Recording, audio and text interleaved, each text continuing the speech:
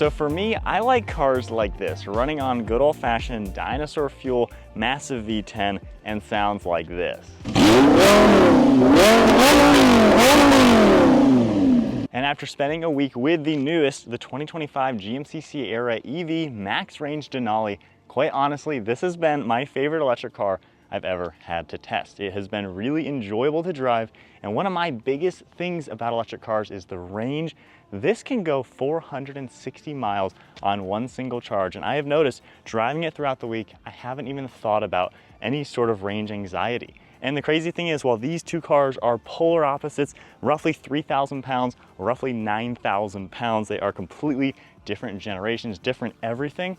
This car you wouldn't expect can also go over 400 miles on a tank, given it has a massive engine.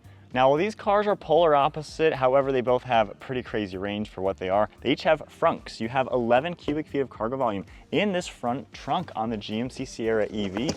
Honestly, pretty useful for all sorts of items. There's even some tow hooks, there's cup holders in here. We have a power outlet as well.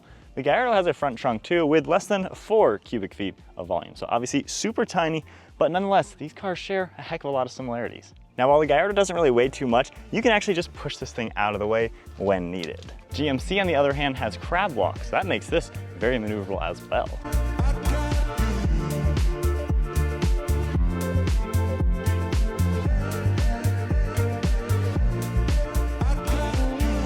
So back to the Sierra EV, this thing is pumping out 760 horsepower with 785 pound-feet of torque. With a curb weight closing in on 9,000 pounds, it can still do 0 to 60 in 4.5 seconds and tow up to 10,500 pounds.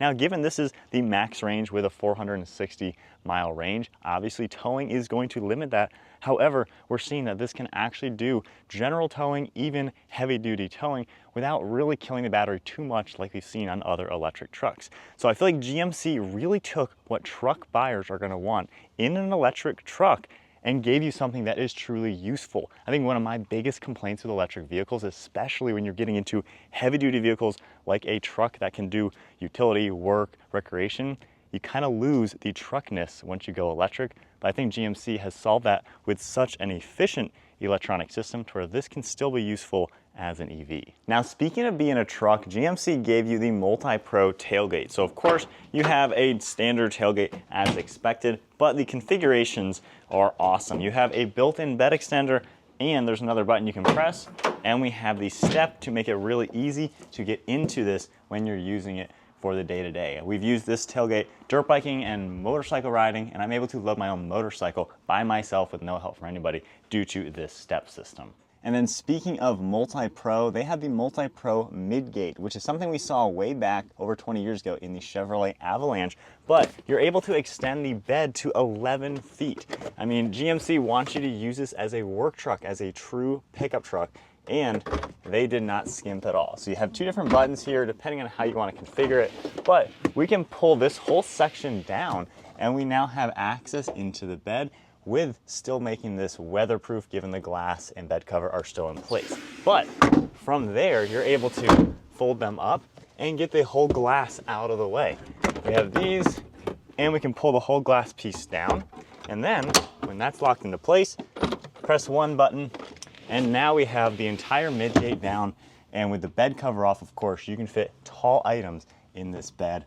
How many trucks have that? Well, General Motors is the only one. So moving on to the interior now, one thing that I have loved, there's no engine start stop or vehicle on off button. You simply press your foot on the brake and everything roars to life. The cool thing with that is, as soon as you hop into this, when you press your foot on the brake, it starts up, you're good to put it right into drive or right into reverse. So to me, that has been a neat touch just to make it super simple.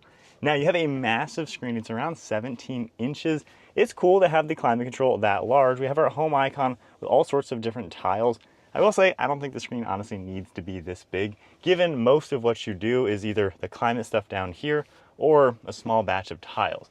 Now you have drive modes, which again, everything is massive. I don't think it really needs to be that. It fits the interior, it looks cool, but I'm just not that techie. There's no Apple CarPlay, Android Auto. This is a lot of Google Assistance, Google integration. There's also going to be an app on your cell phone to where you can fire up the vehicle, turn the climate on, lock it, open the trunk, all sorts of things, even view where you've parked this with the navigation on your phone. So the app has been kind of neat to mess with as well. From there, you basically have your settings here for rear steer as well as the CrabWalk. It is pretty neat and intense when it goes into CrabWalk. Got an intense audio with the really cool depiction. And then of course, as you drive, you can feel the vehicle going diagonally, which has been kind of neat. I am curious though, is this kind of a gimmick? How often are you ever going to use CrabWalk? Honestly, you probably will never use it in general, aside from showing off the cool gimmicky traits it. The rear steer though has been fantastic. That makes this really easy to maneuver. I've loved that. And I like how the climate control has the toggles down below along with touchscreen buttons. It does make it pretty nice, pretty futuristic without being complicated. Volume's right in the center as well.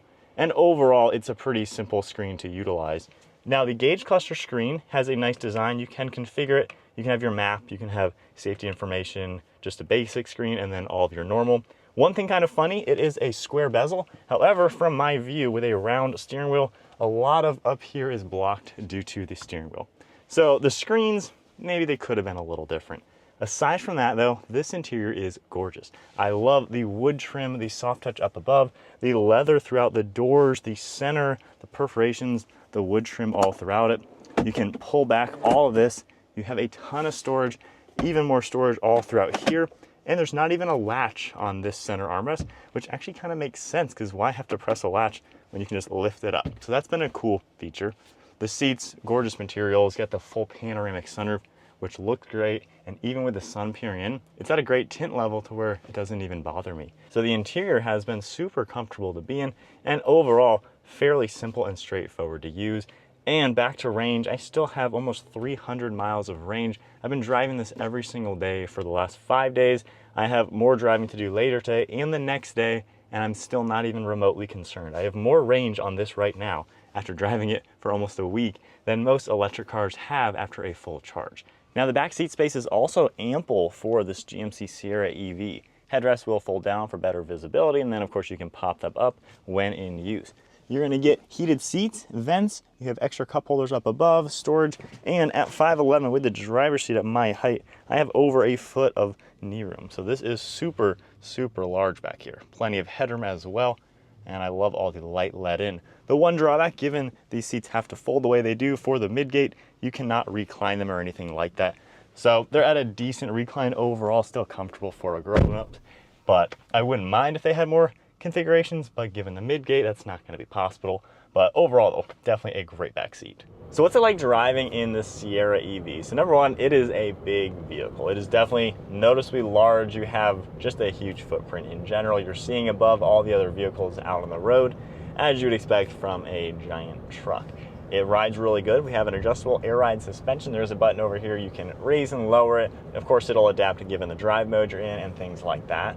But it drives really nice. It's smooth and comfortable. The steering feel is pretty good as well. Has a nice heavy weight to it without being overbearing. And given the all-wheel steering, when you are in slow speed circumstances, you can pivot on a dime. It's been very easy to park this truck in even small, tight spaces, which I can't say the same for your typical pickup truck. So it's been very maneuverable and just a comfortable, easy to drive vehicle. We have the Super Cruise. You'll have that light up on the top here. So of course you're gonna get a lot of the modern General Motors safety features and things like that. Cruise control all works great, distance pacing, lane keeping, all that good stuff. Now with the power, one thing I would have expected it to honestly feel a little bit faster. It's certainly not slow, but it weighs so much, and while it has a huge power figure, you know, it's a heavy truck, so it doesn't feel that blisteringly fast. But again, with that said, it still moves just nicely. It moves right along. Brakes all work really well, and you even have a button on the steering wheel, kind of like a paddle shifter, that you can press, and the vehicle will brake and charge at the same time. So you have that electronic braking as well. And then let's do a turnaround just to show off the all-wheel steering. Not quite making it on that one, but honestly I probably could if I had lined up a little bit better. But the turning circle is just fantastic, and I feel like when you have a big truck that's maneuverable, it just makes it that much more enjoyable to drive.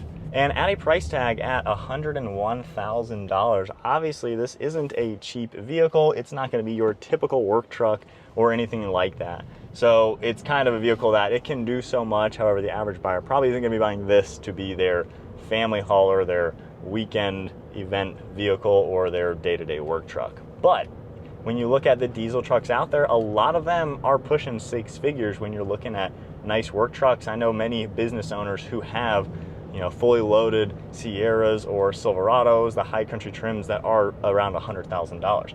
So honestly, a lot of business owners are probably going to be buying a truck just like this.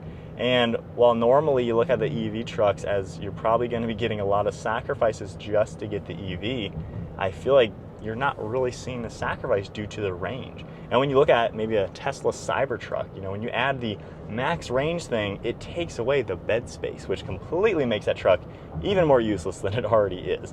So GMC made this a real truck that you don't have to sacrifice bed space for range. That is the dumbest thing ever when you're talking about a pickup truck. So the fact that this is such a large vehicle gives them the ability to put such a large battery in it to make it have an amazing range. And like I said, I haven't even thought of range anxiety. I can't believe I still have 293 miles on the range right now.